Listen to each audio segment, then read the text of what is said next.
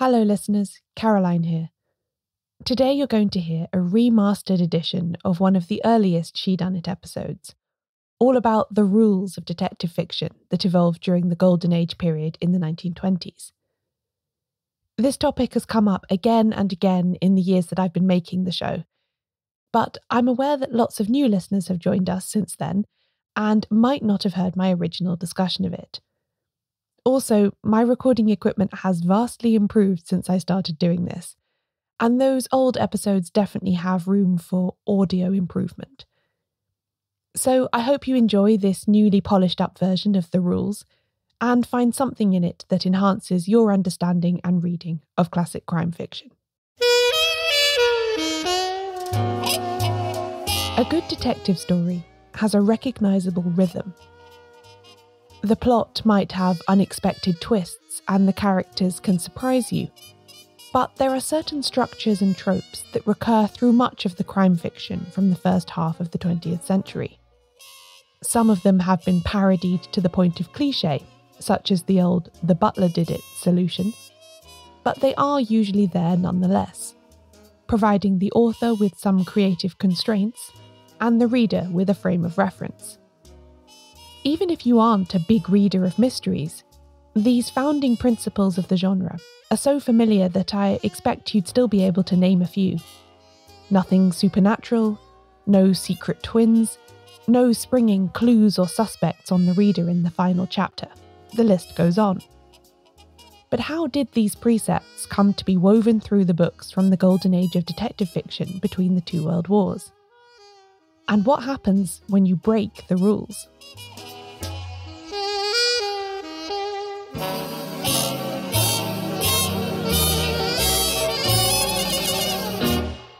Welcome to She Done It. I'm Caroline Crampton.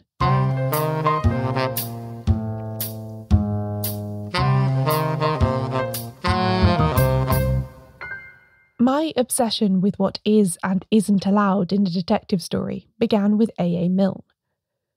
Although he is best known now for creating The 100-Acre Wood and its residents, Winnie the Pooh, Piglet, Eeyore and Co., Alan Alexander Milne was also a journalist, playwright and novelist, publishing work both before and after the First World War. He had a passion for detective stories, and in 1922 published one of his very own, The Red House Mystery, in which the host's long-lost brother is found shot during a country house party, and two of the guests turn to sleuthing to solve the puzzle. It was a great success, being reprinted many times, and is still read today. 4 years later, he wrote a new introduction for the 1926 edition, and in it, Milne set out his own curious preferences about what a detective story can and can't be. He wanted his whodunits written in plain English, without the intrusion of a romance plot, starring an amateur detective who works just with logic and reasoning rather than specialised scientific knowledge or equipment. There must also be a Watson character, via whom the detective can narrate his sleuthing progress, who must be neither too quick to catch on, nor a total fool. In fact, a lot like the original Watson in Sherlock Holmes, perhaps. Milne hated the final chapter reveal, in which the detective proudly unveils the solution to a throng of other characters, which is invariably based on a whole load of clues the reader had never heard of before. He wanted readers to feel that they had a fighting chance of solving the mystery for themselves, that the important clues had been dropped like breadcrumbs through the whole text, if only the reader was smart enough to work out which ones mattered and which ones didn't. There's plenty I agree with here. I too like the illusion that I could outwit the detective, and some that I don't. I think some of the best detective stories have a romantic element, as Dorothy L. Sayers later proved. But what first captivated me about Milne's essay wasn't the specifics of what he outlined, because after all he makes clear he was just addressing his personal preferences, but rather the seriousness with which he had considered the formal structures of detective fiction as a form. So-called genre writing has always suffered from the perception that it isn't as important or worthy as highbrow literature, But here was a respected author really getting stuck into the tropes and conventions that underpinned this kind of writing. And he was far from the only one. Plenty of other writers, both at the time and later, have tried to lay down rules for detective fiction. T.S. Eliot was one such. He was a big fan of the whodunit too, and used to review new detective fiction in his literary journal The Criterion, although not under his own name. He even described himself in a letter to his friend Virginia Woolf as a person who specialises in detective stories and ecclesiastical history. And I don't even think he was joking, although by that time he'd published Prufrock, The Wasteland, and other major poetic works. Eliot's own favourite detective story was The Moonstone by Wilkie Collins, which, although it was published in 1868, long before the advent of detective fiction's golden age in the early 1920s, Eliot considered to be the first and best example of the form. This is also an opinion that was shared by G.K. Chesterton, author of the Father Brown stories and the first president of the Detection Club. From the work of Wilkie Collins and his familiarity with the novels that followed it, Eliot evolved a few rules of his own about how a whodunit should be put together. He banned elaborate disguises, supernatural incidents, and bizarre coincidences, and insisted on a clever detective who is not so brilliant that it comes across as some kind of superpower.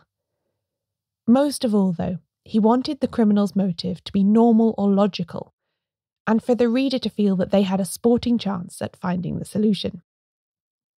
On the other side of the Atlantic, the American art critic Willard Huntington Wright published in 1928, under his regular pseudonym of S.S. Van Dyne, an essay titled 20 Rules for Writing Detective Stories, which has often been quoted and cited since. He has many of the same preferences as Milne and Eliot, as far as romance, transparency, and rationality go, but he also had some more specific and funny hang-ups. No secret societies, no murderers who were also domestic servants, no long, atmospheric passages of writing, no professional criminals, no fake seances, no coded letters, no knockout drops or hypodermic syringes, no cigarette butts as evidence. The list goes on and on and on. As listeners will have no doubt spotted, Van Dyne's rules were broken left, right, and centre.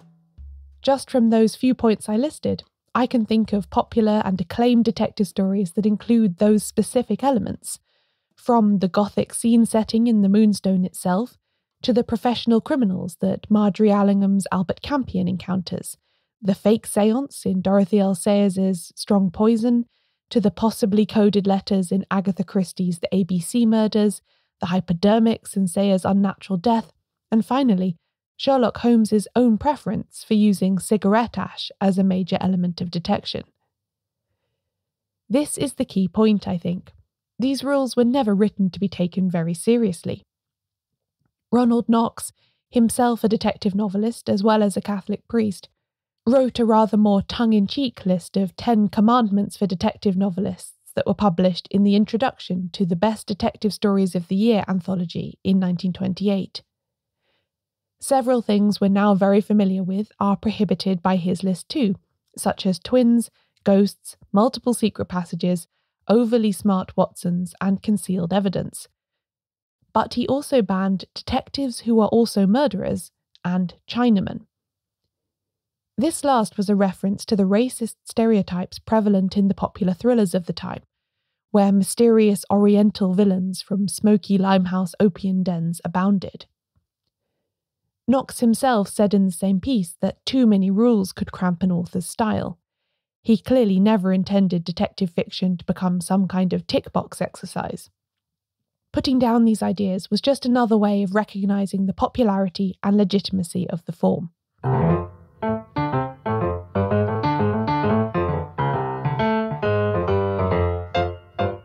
An idea that all of these rule makers had in common, though, was that of fair play. Indeed, it was such a foundational part of the style in this period that the first item in the constitution of the Detection Club, to which Christie, Sayers, Milne, and others all belonged, says that it is a demerit in a detective novel if the author does not play fair by the reader. This comes back to that sense that T.S. Eliot references of wanting the reader to have a sporting chance at solving the crime for themselves. Indeed, in his history of this time, The Golden Age of Murder, Martin Edwards links this desire to the idea of being honourable on the cricket pitch, of that old-fashioned English idea of playing the game and not deceiving anyone. The kind of detective novel that most closely adheres to the notion of fair play is the pure puzzle, where the whole setup of the crime scene is described to the reader so they can form their own deductions. Dorothy L. Sayers didn't often write this kind of book, since she was usually breaking rules all over the place with her séances and her romances and her elaborate disguises. But in Busman's Honeymoon, she did have a go at it. This story actually started life as a play that she later turned into a novel, and is the last full-length appearance of Peter Wimsey and Harriet Vane. It features that classic murder plot, the locked room, or house in this case, in which the victim seems to have had his head bashed in somehow while completely alone in a secured dwelling. Pretty much everything you need to know to solve this one is there in the first few chapters, but I'd be very impressed if anyone manages to do it without any prior knowledge of the twist at all. That said, when I've reread this book since, some of the clues do seem a bit obvious and clunky, so maybe it isn't as impenetrable as I think. Another writer who was very interested in maintaining a sense of fair play was John Dickson Carr, who even included a meta-discussion of it in relation to locked room murders in his 1935 novel The Hollow Man.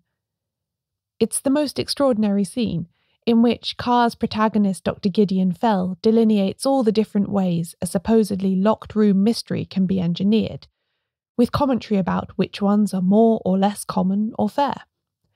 He even says, "We're in a detective story, and we don't fool the reader by pretending we're not." Carr was a great admirer of G.K. Chesterton, who was himself a great proponent of fair play. It's even been suggested that his description of Fell was meant to suggest that he looked like the great creator of Father Brown. J.J. Conington, a favourite of T.S. Eliot's, even went so far as to include a clue finder appendix in his 1929 novel The Eye in the Museum, which gave the page numbers of all the major clues, so that after they'd read the solution, the reader could go back and check up on all of the hints that they'd missed. Conington and the handful of other authors who used this device, like Ronald Knox, really wanted people to know that they were trying to stick to the rules.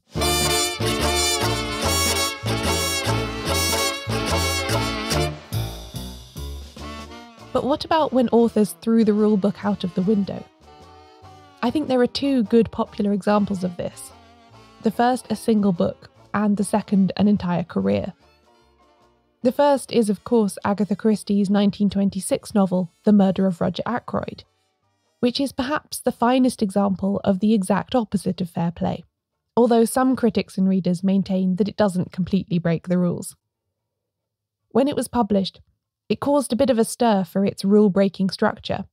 I'm not going to say any more, because I don't want to ruin the first-time shock for anyone who hasn't read it yet, but please do seek it out.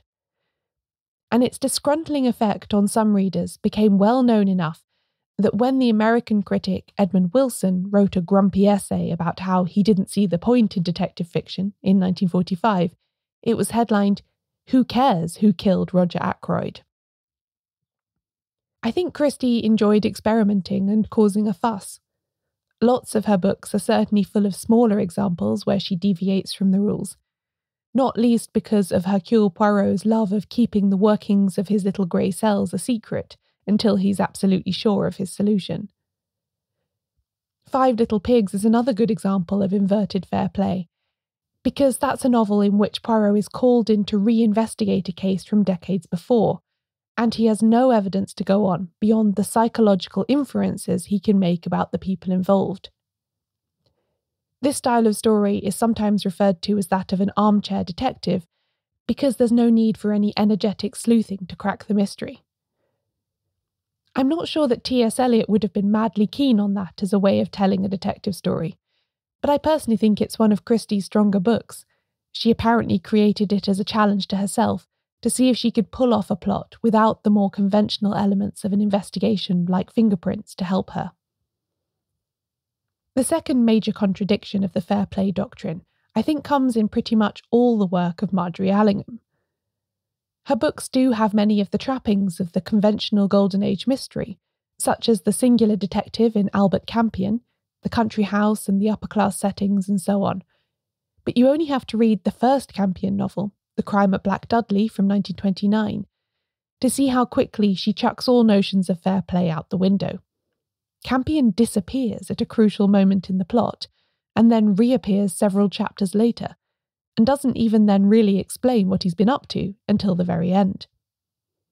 Allingham said that she wrote this book via what she called the plum pudding method, in which anything can be stirred into the mixture to enhance its richness. That's certainly how the novel feels, as more gangsters and ancient curses turn up. There's something of the P.G. Wodehouse-style romp to some of her books, and she did also really like to hint at the supernatural, such as in 1931's Look to the Lady.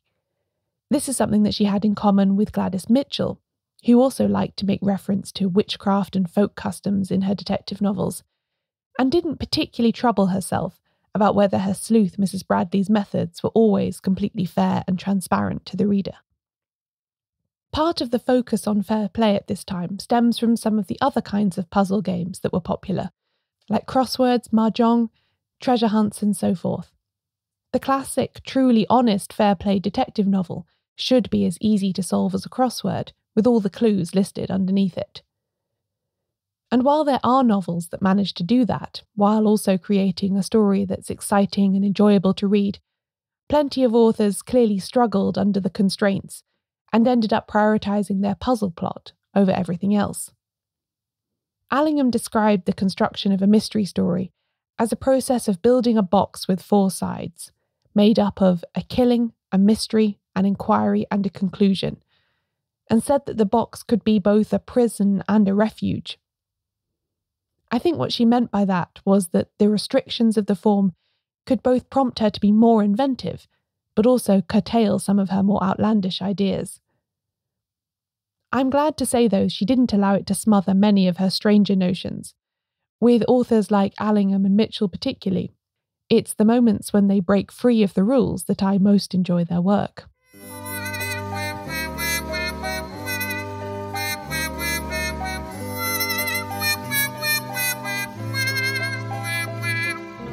I don't think anybody other than a few extremely grumpy critics has ever put down a detective novel and refused to read further after discovering it doesn't completely adhere to the idea of fair play. But I do still sometimes observe the traces of this attitude when it comes to contemporary television adaptations of these stories. There's an element of the audience who want to judge a TV version of a story by how faithful it is to the source book. And I have seen people post on social media about turning off an episode in disgust halfway through because an element of the plot has been changed or approached in a different way. Of course, there's nothing wrong with having strong feelings about the quality of how something was made, but when I see that kind of view expressed, it does make me think back to the rules of S.S. Van Dyne and others, and wonder how differently detective fiction would have developed if everyone had always coloured inside the lines, rather than extravagantly slopping paint everywhere just to see what would happen. I suspect that everything would have been much flatter, more conventional and less captivating if they had resisted experimentation in favour of obedience.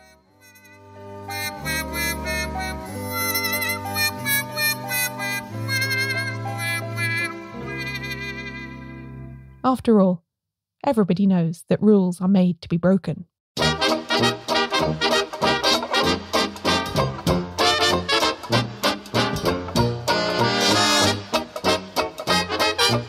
This remastered episode of She Done It was written and narrated by me, Caroline Crampton, and edited by Ewan McAleese. You can find more information about all the books that I've mentioned in the show notes for this episode at shedoneitShow.com/therules. There, you can also read a full transcript. She Done It's production assistant is Angela Sullivan. Member support for the She Done It book club from Connaught McLaughlin. The podcast's advertising partner is Multitude. I'll be back in 2 weeks with a new episode.